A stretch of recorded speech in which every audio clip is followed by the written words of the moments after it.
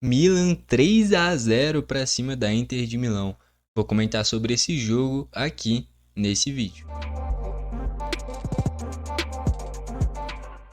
Vamos lá então, primeiro passar como é que foram os gols da partida nesse clássico de Milão. Um jogaço, um jogo muito disputado, principalmente no primeiro tempo, um jogo que foi bem equilibrado. Em que a Inter de Milão até tentou propor mais o jogo, né? O padrão da equipe é um esquema mais formado, né? De três zagueiros, prezar pela posse de bola. É uma Inter que já tem um padrão de jogo.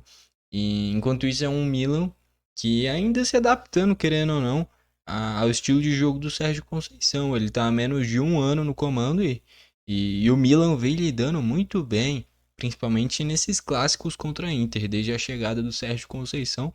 O Milan foi muito bem em todos os clássicos em que enfrentou a Inter. Bom, vamos passar aqui primeiro pelos gols da partida. O primeiro gol do jogo foi marcado pelo Jovic. Aquele mesmo, né, sérvio, ex-Eintracht Frankfurt, ex-Real Madrid. Abriu o placar depois de um excelente cruzamento do Alejandro Jiménez. Fez ele 1-0. O segundo gol sai logo no início do segundo tempo, através de uma bola parada. Algo que é raro, a Inter toma gol de bola parada. A Inter tem uma das melhores defesas da Europa e, consequentemente, do mundo, né? Tanto é que acho que na Champions tomou só 3 gols. Se eu não me engano, foram só 3 gols que tomou até o momento, durante toda a edição da Champions. E olha que esse ano teve mais jogos do que o comum. Então, de fato, é um sistema defensivo muito forte, mas que nesse jogo não apareceu isso, né? E aí, já nos minutos finais, nesse desespero final da Inter, mas buscando manter a formação, né? Manteve os três zagueiros, né? Mas trocando peças, tirando laterais que fazem essas alas, colocando pontas e explorou esse espaço onde estava o Joaquim Correia fazendo a ala direita no lugar do Darmian e uma triangulação por aquele lado, o Reiner sai cara a cara e finaliza muito bem para matar o jogo nesse 3-0. Vamos passar pelos destaques das duas equipes, começando pela Inter de Milão, mandante entre aspas, né? Mas o jogo de ida foi no San Siro também. Se a gente falar que é estádio diferente, é só o nome, né? Porque quando é o Milan que é mandante, a gente chama de San Siro. Quando é a Inter de Milão, a gente chama de Giuseppe Meazza. Mas é o mesmo estádio, a grande diferença era a presença de público, né? No jogo de ida teve mais torcedores do Milan, dessa vez da Inter. Tanto é que depois do terceiro gol, boa parte do estádio se esvaziou, porque ele ficou nítido que a Inter não ia ter forças para reagir, né? Enfim, analisando aqui primeiro o lado da Inter, já vale destacar uma Inter mesclando esse time. Porque, por exemplo, no gol foi o Martinez, não foi o Sommer, que é o titular desse time. Que nem eu falei, é um padrão mais definido da Inter de Milão. Eu diria que se me perguntasse entre a Inter de Milão e o Milan, qual é a equipe que tem um potencial de ir mais longe hoje, eu responderia sem sombras de dúvidas a Inter. Mesmo com o Milan metendo 3-0, é uma Inter que me passa mais confiança no longo prazo. É um Milan que vem sabendo lidar com esses momentos grandes, mas essa Inter para mim é um time muito mais pronto. Tá bom? Eu sei que tomou 3-0, isso só mostra que eu não tô sendo oportunista, porque de fato a Inter foi atropelada, principalmente no segundo tempo. O Milan entendeu muito melhor do que era o clássico, né? Aproveitou as oportunidades e a Inter com essa posse de bola muitas vezes inofensiva. E aí até uma crítica que dá para fazer pro Inzaghi é que ele não abandona os três zagueiros. E aqui é a minha principal ponderação, tá? Porque assim, é um estilo de jogo que eu acho muito bacana. Tanto é que em vários momentos o volante é o último homem desse time da Inter, os zagueiros com muita liberdade para chegar à frente, principalmente no jogo o Van Bissek, né? Van Bissek não, Bissek. Eu acho que é Van Bissek, inclusive. Mas é, enfim, o Bissek fazendo essa zaga pela direita. Inclusive, eu acho que foi um tempinho atrás eu analisei aqui no canal, era um jogo da Inter contra a Atalanta. E eu comentei que o Kosunu da Atalanta é muito parecido com o Bissek, tá bom? Se um dia a Inter perder o Bissek, for para algum outro clube, já tem um cara que tem características muito parecidas, que é o Kosunu da Atalanta, enfim. E o Bissek com muita liberdade para chegar à frente, tanto é que com bola rolando, ele construía jogadas até chegar na entrada da área para finalizar, por exemplo. Isso aí aconteceu pelo menos 2 vezes no jogo. Então, assim, é um time que joga com três zagueiros, mas que dá muita liberdade para eles, principalmente para esses que ficam mais abertos, entre aspas, né? O De Vrij um pouquinho menos, mas o Bissek e o Bastoni com muita liberdade, principalmente o Bissek. Enfim, e aí dá pra combinar isso daí com os alas, também a característica dos alas, né? O Darmian e o Di Marco, se a gente comparar, o Di Marco é muito mais ofensivo. Então o Bastoni dá essa cobertura maior, e como o Darmian é um lateral que ataca menos que o Di Marco, o Bissek acaba compensando tendo mais liberdade, tá bom? Mas enfim, é uma Inter que tomou 3-0 e mesmo assim eu acho que é um time que tem muito potencial a longo prazo. Tanto é que anos atrás, acho que na última ou penúltima temporada, né? Acho que foi na última mesmo, perdeu a final da Champions pro City, né? Então chegou na final e por pouco não foi campeão da Champions. E é o Lautaro Martinez cada vez mais protagonista desse time. Enfim, no sistema defensivo, o Bissek eu achei que foi bem, o Bastoni discreto, o De Vrij discreto. Os alas, o Darmian, falta essa capacidade ofensiva dele, não se compara com o que o Dumfries entrega pro time, mas o Dumfries não estava disponível. O Di Marco pela esquerda não conseguiu produzir tanto. Pelo meio, com Barella, Asllani e Mkhitaryan. O Asllani é um cara de construção, mas que não chegou tanto à frente. O Barella é discreto, não conseguiu entregar muito no jogo. E o Mkhitaryan também nessa chegada à frente não foi tão bem, né? A triangulação, troca de passes bem, mas na hora de finalizar não foi tão bem. Mais à frente o Taremi não criou nada e o Lautaro até tentou, mas também não foi muito perigoso pela importância dele pro time. Entrou o Arnautovic no ataque, no lugar do Taremi. O Joaquim Correia dessa vez entrou fazendo um ala no lugar do Darmian, ele que na Lazio e em vários momentos na Inter jogava fazendo essa dupla de ataque com o Lautaro muitas vezes. Dessa vez entrou como um ala direita já no desespero final, que foi onde justamente o Milan explorou para fazer o terceiro gol. O Fratesi entrou no lugar do Barella, o Fratesi que tem uma chegada melhor à frente, mas o Barella é um jogador muito mais completo. Os dois de seleção italiana. O Çalhanoğlu entrou. Na minha Inter de Milão ideal, o Çalhanoğlu é titular, seja no lugar do Asllani ou do Mkhitaryan. Principalmente no lugar do Asllani. Eu acho que o meio de campo ideal da Inter é Barella, Mkhitaryan e Çalhanoğlu. Barella e Çalhanoğlu com toda certeza. O Mkhitaryan eu acho que dá pra até discutir um pouquinho. Mas de fato o time ideal da Inter é um Çalhanoğlu titular. Ainda mais com essa chegada dele muito boa à frente. Enfim, ele entrou e não conseguiu construir muito. E o Zalewski fazendo essa ala pela esquerda. Então, assim, é uma Inter que não mudou a formação, mudou as características dos jogadores. Então, você colocando o Çalhanoğlu no lugar do Asllani, é um meio-campista com uma chegada melhor. Quando você coloca o Zalewski no lugar do Di Marco, o Di Marco já é um ala ofensivo.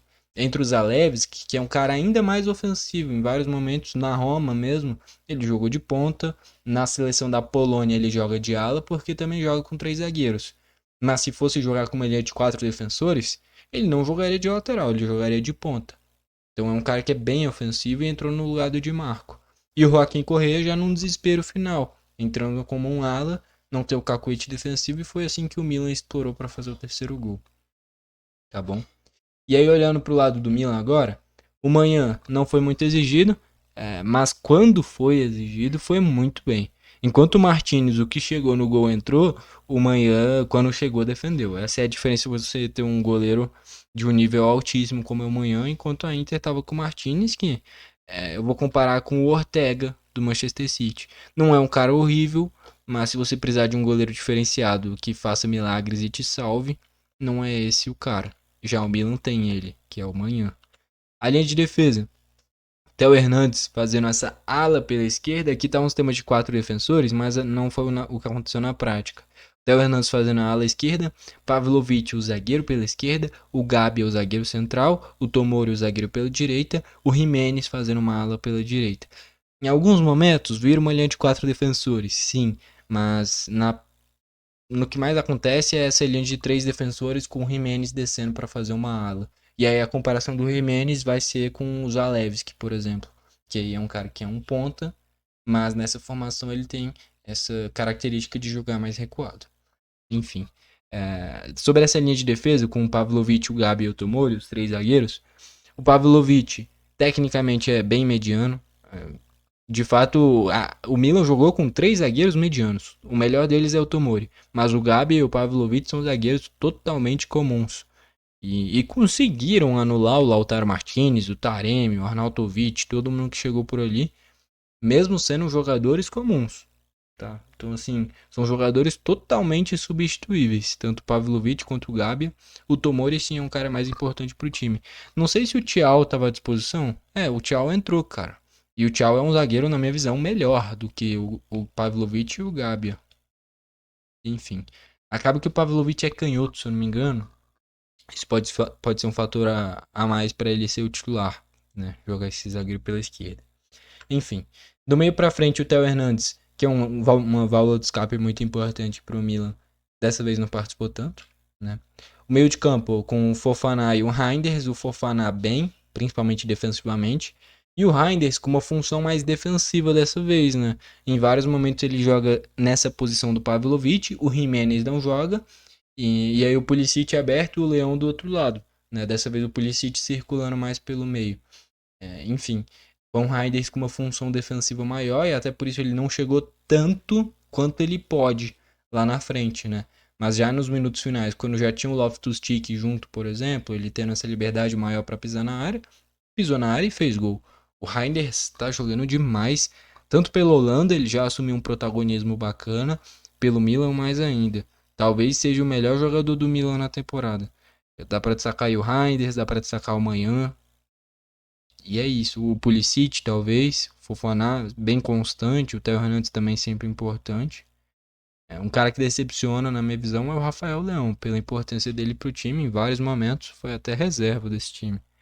Enfim, às vezes falta comprometimento, porque qualidade ele tem de sobra. Era para ele ser disparado o principal jogador do time, mas não é o que acontece, né? Enfim, e o Reinder jogou demais. O Pulisic uma outra jogada, mas nada demais também. O Rafael Leão, primeiro tempo muito ruim, tá? Essa que é a verdade. Toda bola que ele pegava e ia pro X1, ele perdia. Então, assim, mostra o poder desse time do Milan.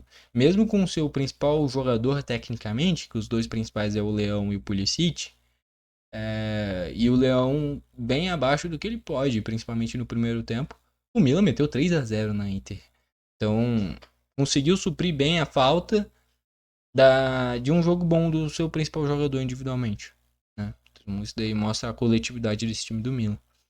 O Jimenez eu gostei, tá bom? O Jimenez, cara, é porque assim, se a gente comparar tecnicamente, o Rafael Leão e o Pulisic são infinitamente superiores ao Jimenez.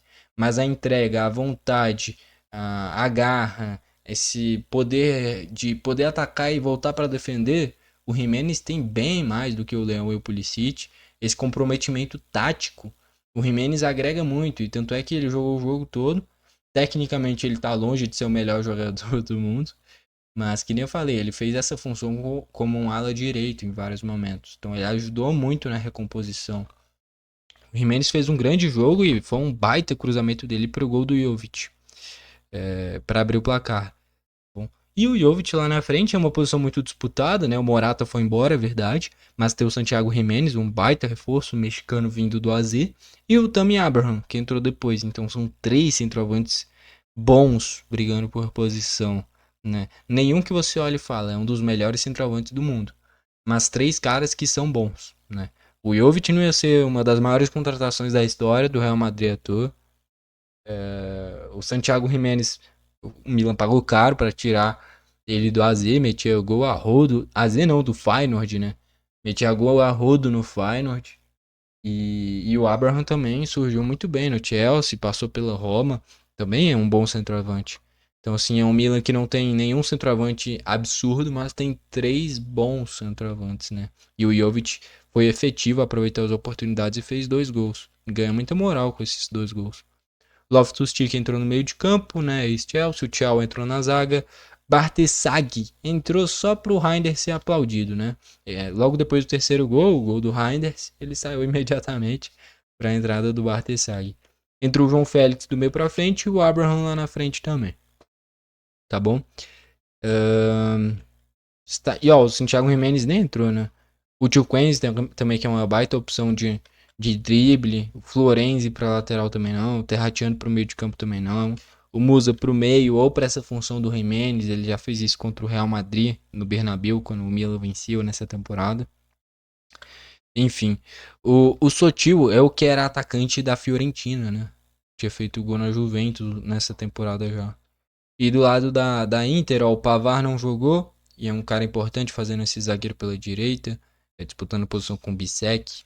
O Acerbi também disputando posição com o De Vrij, sendo esse zagueiro central, né? O Sommer, que nem eu falei, também não jogou. É um time que gere o Carlos Augusto, né? Poderia jogar no lugar do Darmian. Darmian não, no lugar do Di Marco, né? Enfim, então é um time muito bom. Dois elencos bons, beleza? Dois elencos bons. Um time mais pronto da Inter. Tomou 3-0? Tomou. Mas é um time mais pronto da Inter de Milão.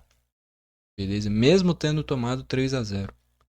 Beleza? Que nem eu falei, no longo prazo, se fosse pra me perguntar quais das duas equipes eu espero que brigue por títulos, conquiste mais coisas. Quando eu falo longo prazo é em 2, 3 anos. Tá? É um longo prazo, mas não tão longo também. Eu diria que tem mais chance da Inter, tá bom? A Inter tem um trabalho mais consolidado com o Inzaghi.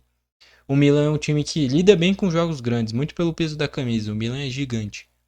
Mas futebol apresentado, repertório de jogo, acho que a Inter se vira melhor nesse sentido. Só que é uma Inter de Milão que não sabe lidar com quando tá com o resultado adverso. Justamente que nem eu falei, é uma equipe que tem muita posse de bola, administra o jogo, não abre mão dos três zagueiros. Então, quando você tá perdendo, não consegue gerar esse volume de jogo absurdo. É uma equipe que controla muito bem o jogo, mas no momento de esmagar o adversário, não consegue fazer isso, né? O Milan às vezes consegue fazer isso pela qualidade individual dos jogadores. A Inter, com esse sistema de jogo, acaba que falta essa presença ofensiva, né? Então, uma Inter de Milão atrás do placar tem muitas dificuldades. O Milan soube lidar muito bem com isso. Então, ó, estatísticas: 16 chutes da Inter, sendo só 3 a gol, aproveitamento horrível. Basicamente, a cada 5 chutes ia 1 a gol, até mais do que isso. E do Milan, 8 chutes, sendo só 3 a gol também. A pontaria horrível das duas equipes. O aproveitamento do Milan bom, né? A cada 2, 3 chutes era um chute que ia a gol. Da Inter, pelo menos a cada 5 chutes, um ia a gol, uma pontaria muito ruim. Então, como eu falei, a Inter nem deu tanto perigo, mas quando deu, o Manhã foi bem exigido. Já a do Martinez, todas que foram no gol entrou. Essa é a diferença de você ter um goleiro diferenciado. Então, assim, o Milan deu 3 chutes a gol, todos entraram. A Inter deu 3 chutes a gol, todos foram defendidos pelo Manhã. Se fosse o Sommer, talvez a gente estivesse falando de um resultado mais equilibrado, pelo menos. O gol do Reinders, por exemplo, é um gol defensável. Esse terceiro gol que matou o jogo. O primeiro do Jovic é difícil pra caramba fazer aquela defesa? É, mas um goleiro acima da média, fosse o Courtois, pegava. Uh, enfim.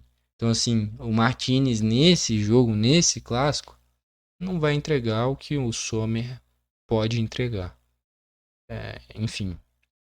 Ainda mais para um time tão competitivo como é a Inter, o Martinez não é o goleiro certo para esse time. Um goleiro que não é ruim, mas também não é o que vai fazer milagres, né? Posse de bola maior da Inter, já pelo padrão de jogo, ainda mais perdendo. Falta 7 da Inter tendo um amarelo, 9 do Milan não tendo nenhum amarelo. Para um clássico bem pouco faltoso, né? Ainda mais em semifinal. Interessante isso daí. Escanteio 6 da Inter, 7 do Milan, que nem eu falei. Uma Inter com posse de bola, mas não gerando muitas chances, né? Então o Milan, mesmo vencendo quase que o jogo todo, teve mais escanteios. Muito pela verticalidade do time, buscando o Leão, buscando o Pulisic, o Jimenez. Por aí vai, o Jovic, o Abraham e o João Félix no segundo tempo. Então, assim, é um Milan explorando mais a individualidade dos seus jogadores e uma Inter com um padrão de jogo bacana, mas que quando sai perdendo não consegue lidar com esse fato, não consegue esmagar o adversário a ponto de fazer uma pressão para conseguir empatar o jogo, virar, enfim. A partir disso, o Milan soube lidar muito bem com essa situação e foi convertendo as suas oportunidades. Que nem eu falei, todos os chutes que foram a gol entraram. Então, um aproveitamento perfeito do Milan em questão de chutes a gol. Craque do jogo fica entre dois, o Reinders e o Jovic. Os dois jogaram demais. Cara, para mim o Jovic o craque do jogo por ter feito os 2 gols, ainda mais porque ele precisa de moral, né? Uma competitividade tão grande como é essa posição de centroavante do Milan, que nem eu falei, não tem nenhum craque, mas Jovic, Abraham e Santiago Jimenez são 3 bons centroavantes, tá? Então, assim, é uma posição que é bem disputada e o Jovic com esses 2 gols ganha bastante moral. Mas vale destacar muito o Reinders. Ainda mais quando entrou o Loftus-Cheek e o Reinders teve mais liberdade. Ele atacou o espaço e fez o 3-0. Um baita jogador, que nem eu falei, talvez o principal jogador da temporada do Milan, junto com o Manhã. Para mim, os dois principais, Reinders e Manhã. tá bom? Ah, mas o Theo Hernandes, ah, mas o Rafael Leão. Cara, pra mim é o Reinders e o Manhã, os dois principais jogadores do Milan, tá bom? Craque do jogo, Jovic, que nem eu falei. Vamos aí pra reta final do vídeo. Bom, deu pra comentar de forma bem completinha como é que foi essa partida, esse clássico, um clássico bem disputado. A gente viu aqui poucas faltas, só teve um cartão, um clássico que não foi pra violência, e sim foi um clássico bem jogado. Que nem eu falei, eu acho que é uma Inter que no longo prazo, e que nem eu falei, esse longo prazo de 2, 3 anos, não tão longo, né? Eu acho que é uma Inter que tem mais chance de conquistar títulos, não à toa deve conquistar o campeonato italiano. E tem fortes chances de disputar por título na Champions, né? Chegou longe, já tá na semifinal, né? A Inter vai pegar o Barcelona. Eu acho que é o Barcelona e do outro lado é Arsenal e PSG, né? Cara, por sinal, chegou nesse momento decisivo de Champions com equipes que merecem estar lá, né? É uma Inter com futebol muito organizado, o Barcelona, que é o futebol mais encantador da temporada, disparado. Um Arsenal, que é uma equipe que se defende muito bem, sabe lidar bem com jogos grandes nessa temporada, né? Algo que vinha sofrendo nas últimas. E um PSG que depois do Barcelona é o melhor futebol do mundo. As duas melhores equipes do mundo em futebol apresentado, futebol vistoso, é o PSG e o Barcelona. E talvez venha logo em sequência a Inter. Porém, nesse jogo contra o Milan foi muito mal. Que nem eu falei, esse Milan do Sérgio Conceição vem lidando muito bem com esses clássicos, com esses jogos grandes, né? Deu uma mudança de chave depois da saída do Paulo Fonseca para a entrada do Sérgio Conceição. Não a ponto de brigar por títulos que não seja essa da Copa Itália. Vai disputar a final, provavelmente contra o Bolonha. O Empoli não vai virar esse resultado para cima do Bolonha, impossível. Se fosse um time muito forte, que tivesse tomado uma sacolada no jogo de ida, mas tivesse potencial para reverter, era uma coisa. Mas o Empoli é horrível se comparar ao Bolonha. Essa final entre Milan e Bolonha vai ser bem interessante. Não é um Bolonha tão empolgante quanto o da última temporada, mas é um Bolonha com bons jogadores também. O Freuler, o Ebcher, o Indói, Santiago Castro, um bom centroavante. Essa final da Copa Itália promete também. Acaba que esse Milan e Inter poderia ter sido a final, mas caiu nas semis e que nem eu falei, o Bolonha vai passar e esse Milan e Bolonha tende a ser um jogaço também. Tá bom? Só pra fechar de novo, o craque do jogo pra mim foi o Jovic, se não fosse ele seria o Reinders. Os dois jogaram demais. O Manhã também muito bem, pegou muito. Tá bom? No geral é isso. Gostou do vídeo, deixa o like, não gostou, deixa o dislike, não esquece de se inscrever e ativar o sininho para o YouTube te mandar os vídeos novos. Valeu e falou!